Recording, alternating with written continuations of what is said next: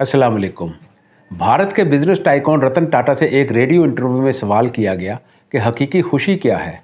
तो रतन टाटा ने कहा कि मैं ज़िंदगी में खुशी के 4 मराहिल से गुजर चुका हूँ और आखिरकार मैंने हकीकी खुशी का मतलब समझ लिया है।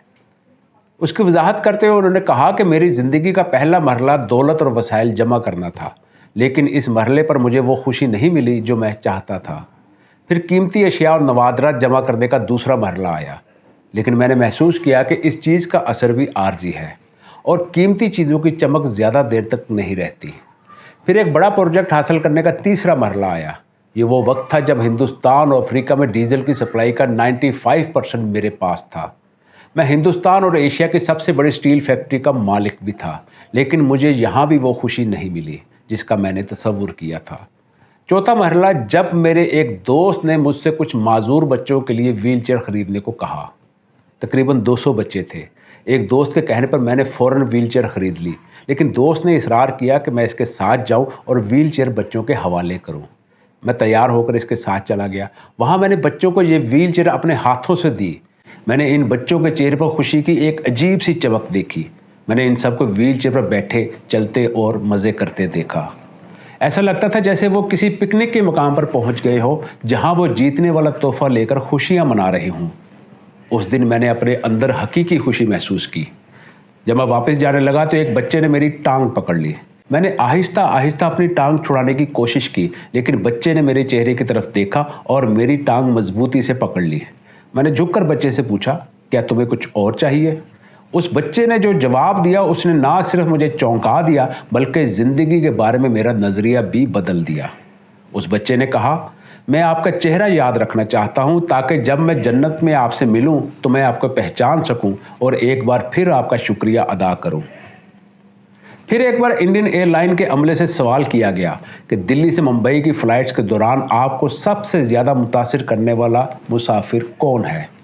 इस सर्वे के जवाब में रतन टाटा को सबसे ज़्यादा वोट मिले। अमले के बेशतर अरकान ने कहा कि रतन टाटा ने इन्हें सबसे ज़्यादा मुतासिर किया क्योंकि वो वाहिद वीआईपी मुसाफिर थे जो अकेले सफ़र करते थे। उनका बैग और फाइलें उठाने के लिए उनके साथ कोई मुलाजिम नहीं होता था। वो फ़ज़ाई मेज़बानों से बहुत कम चीनी वाली ब्लैक कॉफ़ी तलब करने के आदी थे, लेकिन अपनी पसंद की कॉफ़ी ना मिलने पर उन्होंने कभी किसी फ़्लाइट अटेंडेंट को नहीं डांटा। इंडिया के ये बिजनेस टाइकून रतन टाटा पिछले दिनों 86 साल की उम्र में वफात पा गए।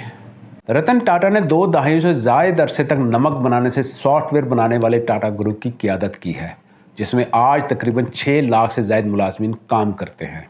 इस ग्रुप का सालाना रेवेन्यू $100 अरब से ज़ायद है, जो पाकिस्तान की जीडीपी से भी ज़्यादा है। रतन टाटा की शख्सियत को अगर आप एक जुमले में जानना चाहें तो आप इन्हें भारत का अमीर तरीन सादा आदमी कह सकते हैं, यानी the billionaire down to the earth man. Ratan Tata की सादगी की मिसाल इस तरह भी दी जा सकती है कि जब रतन टाटा सन्स नामी कंपनी के सरबराह बने तो कंपनी के मालिक के लिए बनाए गए लग्जरी कमरे में नहीं बैठे थे। उन्होंने अपने बैठने के लिए एक सादा सा कमरा बनवाया।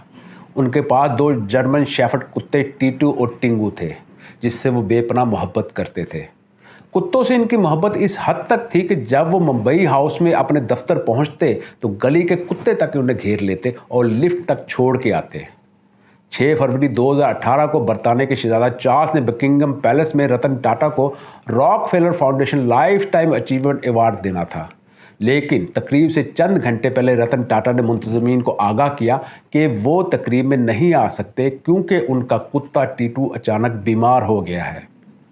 जब तब के शहजादे चार्ल्स को ये कहानी सुनाई गई तो उन्होंने कहा कि ये एक हकीकी आदमी की पहचान है, और ये हकीकी आदमी टाटा ग्रुप का चेयरमैन रतन टाटा था।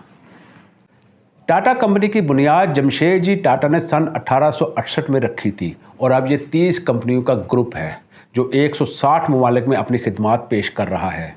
ये किस्सा आम है कि 19वीं सदी के आखिर में टाटा ग्रुप के बानी जमशेदजी टाटा को मुंबई के एक महंगे होटल में उनकी गंदमी रंगत की वजह से दाखिल होने से रोक दिया गया था। जमशेद जी पर इस वाक़े का बहुत गहरा असर हुआ और उन्होंने फैसला किया कि वो इस होटल से बेहतर होटल बनाएंगे जिसमें हिंदुस्तानी शहरियों को भी आने की इजाज़त होगी। यूँ सन 1903 में मुंबई के साहल पर ताज होटल का क़याम अमल में आया। ये शहर की पहली इमारत थी जिसमें बिजली, अमेरिकन पंखे और जर्मन लिफ्ट जैसी सहूलियात फराहम की गई थी, और इसमें अंग्रेज़ खानसामे काम करते थे। اب اس کی شاخیں انڈیا، امریکہ اور برطانیہ جیسے 9 ممالک میں ہیں، اور یہ وہی تاج ہوٹل ہے جہاں کچھ سال پہلے دہشت گردوں نے حملہ کیا تھا اور کئی سو افراد مارے گئے۔ رتن ٹاٹا اس واقعے پر بہت دل گرفتہ ہوئے۔ انہوں نے اپنے ملازمین کے اہل خانہ کو تا حیات سیلری جاری رکھنے کا حکم دیا جن کی جان اس حملے میں چلی گئی تھی۔ اس معاملے میں وہ اپنے والد اور دادا کے نقش قدم پر چل رہے تھے۔ جمشید جی ٹاٹا کے بیٹے JRD ٹاٹا جب 1991 میں ریٹائر ہوئے تو ان کی جگہ رتن ٹاٹا گروپ کے چیئرمین بن گئے۔ شروع میں لوگوں نے رتن ٹاٹا کی کاروباری ذہانت پر کئی سوالات اٹھائے، لیکن سن 2000 میں انہوں نے اپنے سائز سے دگنا بڑی برطانوی ٹیٹلی کمپنی کو خرید کر لوگوں کو حیران کر دیا۔ آج ٹاٹا کی گلوبل بیوریج دنیا کی دوسری سب سے بڑی چائے کمپنی ہے۔ اس کے بعد انہوں نے یورپ کی دوسری سب سے بڑی سٹیل مینوفیکچرنگ کمپنی کورس کو خرید لیا۔ ان کا ایک بڑا کارنامہ بھارت کے مڈل کلاس لوگوں کے لیے سستی ترین کار نینو متعارف کرانا ہے۔ سن 2009 کے دلی آٹو ایکسپو میں انہوں نے عام لوگوں کے لیے اس کار کی نمائش کی جو صرف 1 لاکھ روپے میں دستیاب تھی۔ لیکن دلچسپ بات یہ ہے کہ نینو سے پہلے 1998 میں ٹاٹا موٹرز نے انڈیکا کار مارکیٹ میں پیش کی تھی، جو انڈیا میں ڈیزائن کی گئی پہلی گاڑی تھی۔ یہ کار ابتدا میں ناکام رہی اور رتن ٹاٹا نے مایوس ہو کر اسے فورڈ موٹر کمپنی کو فروخت کرنے کا فیصلہ کر لیا۔ رتن ٹاٹا جب ڈیٹرائٹ گئے تو بل فورڈ نے ٹاٹا پر طنز کیا کہ اگر انہوں نے انڈیکا خریدی تو وہ انڈین کمپنی پر بڑا احسان کریں گے۔ رتن ٹاٹا کی ٹیم اس رویے پر ناراض ہوگی اور بات مکمل کیے بغیر ہی وہاں سے واپس چلی گئی۔ صرف ایک دہائی کے بعد صورتحال یکسر تبدیل ہو گئی اور 2008 میں فورڈ کمپنی دیوالیہ ہو گئی۔ کمپنی نے برطانوی لگژری کار جیگوار اور لینڈ روور کو فروخت کرنے کا فیصلہ کیا، اور اس بار فورڈ کمپنی کے مالک بل فورڈ نے اعتراف کیا کہ انڈیکا کمپنی فورڈ کی لگژری کار برانڈ خرید کر ان پر بڑا احسان کرے گی۔ رتن ٹاٹا نے ان دونوں مشہور برانڈز کو 2.3 ارب امریکی ڈالرز میں خرید لیا۔ حالانکہ بعد میں ٹاٹا گروپ اس خریداری کی وجہ سے بڑے مالی بوجھ تلے دب گیا تھا، لیکن ٹاٹا کنسلٹنسی سروس یعنی TCS نے ہمیشہ ٹاٹا گروپ کی برتری کو برقرار رکھا اور کسی بھی انڈین فرم کے مقابلے میں اس کمپنی کا منافع اور کیپٹلائزیشن سب سے زیادہ ہے، حتیٰ کہ امبانی کی ریلائنس سے بھی زیادہ۔ رتن ٹاٹا کو اپنے ورکرز کا کتنا خیال تھا، ایک مثال سے یہ چیز واضح ہو جاتی ہے۔ ایک بار رتن ٹاٹا اپنی کار فیکٹری کے دورے پر گئے تو دیکھا وہاں کار کے ایک پرزے کو 2 بار فولڈ کرنا پڑتا تھا، یعنی مہینے میں 300 کارز ہوں تو لگ بھگ 600 بار، اور یہ کام مزدور کرتے تھے۔ رتن ٹاٹا نے یہ دیکھ کر فوری جاپان سے اس کام کے لیے روبوٹس کا آرڈر دے دیا اور کہا کہ مجھے یہ برداشت نہیں کہ ایسے کمر توڑ کام کے لیے انسانوں کو استعمال کیا جائے۔ جب انڈیا میں کووڈ کی وبا پھیلی تو رتن ٹاٹا نے فوری طور پر ٹاٹا ٹرسٹ سے 500 کروڑ روپے اور ٹاٹا کمپنی کے ذریعے 1000 کروڑ روپے عطیہ کیے تاکہ اس وبائی مرض اور لاک ڈاؤن کے معاشی نتائج سے نپٹا جا سکے۔ اس وبا کے دوران رتن ٹاٹا پہلے شخص تھے جنہوں نے اپنے لگژری ہوٹلز کو ڈاکٹرز اور ہیلتھ ورکرز کی رہائش کے لیے استعمال کرنے کی پیشکش کی، جو خود کو شدید خطرے میں ڈال رہے تھے۔ آج بھی انڈیا کے ٹرک ڈرائیورز اپنی گاڑیوں کے عقبی حصے پر اوکے ٹاٹا لکھتے ہیں تاکہ یہ ظاہر کیا جا سکے کہ یہ ٹرک ٹاٹا کمپنی کا ہے اور رتن ٹاٹا کی طرح یہ ٹرک بھی قابل اعتماد ہے۔ ٹاٹا کمپنی نے کسی قانونی پابندی کے بغیر خود ہی اپنے ملازمین کی بہبود کے لیے پالیسیاں متعارف کرائیں، جن میں 1877 میں پینشن، 1912 میں 8 گھنٹے کام کے اوقات اور 1921 میں ماں بننے والی خواتین کے لیے مراعات شامل ہیں۔ ٹاٹا کمپنی کے سابق چیئرمین JRD ٹاٹا نے ہندوستان کی پہلی ہوائی ڈاک سروس شروع کی اور اکثر ڈاک کے ساتھ مسافر کو بھی لے جاتے تھے۔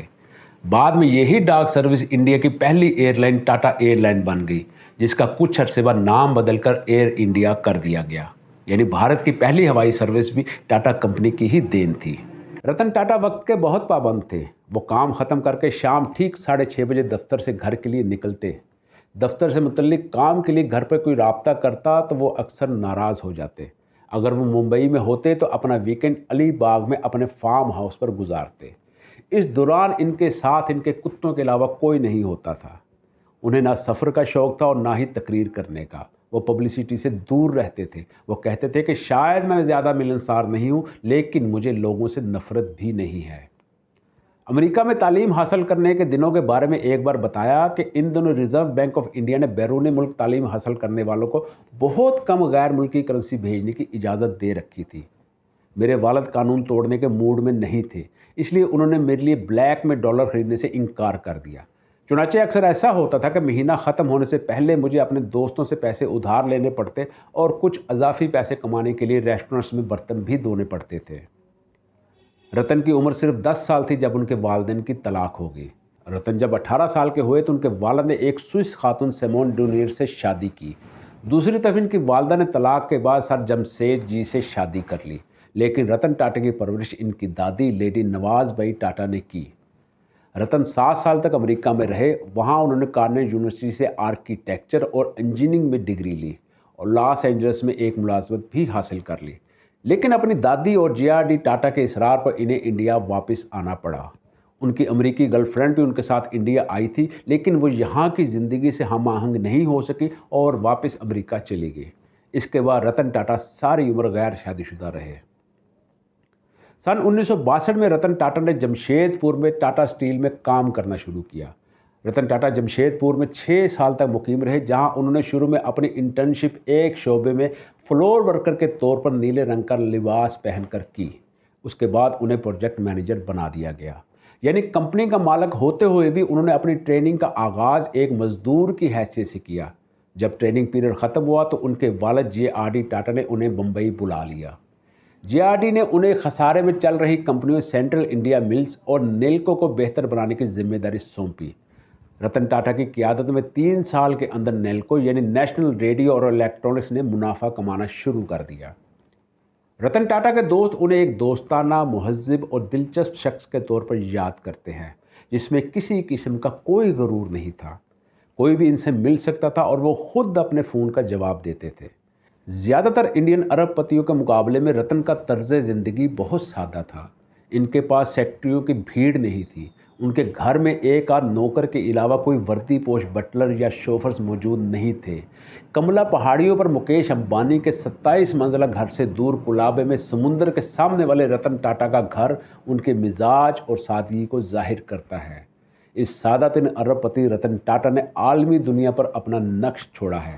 یہ کمپنی جیگوار اور لینڈ روور کاریں تیار کرتی ہے اور ٹاٹا کنسلٹنسی سروسز دنیا کی ٹاپ سافٹ ویئر کمپنیوں میں سے ایک ہے۔ لیکن یہ سب بنانے سے زیادہ فلاحی کاموں اور انسانیت کے فلاح میں رتن ٹاٹا کا کردار ہمیشہ یاد رکھا جائے گا۔ اجازت دیجیے، اللہ حافظ۔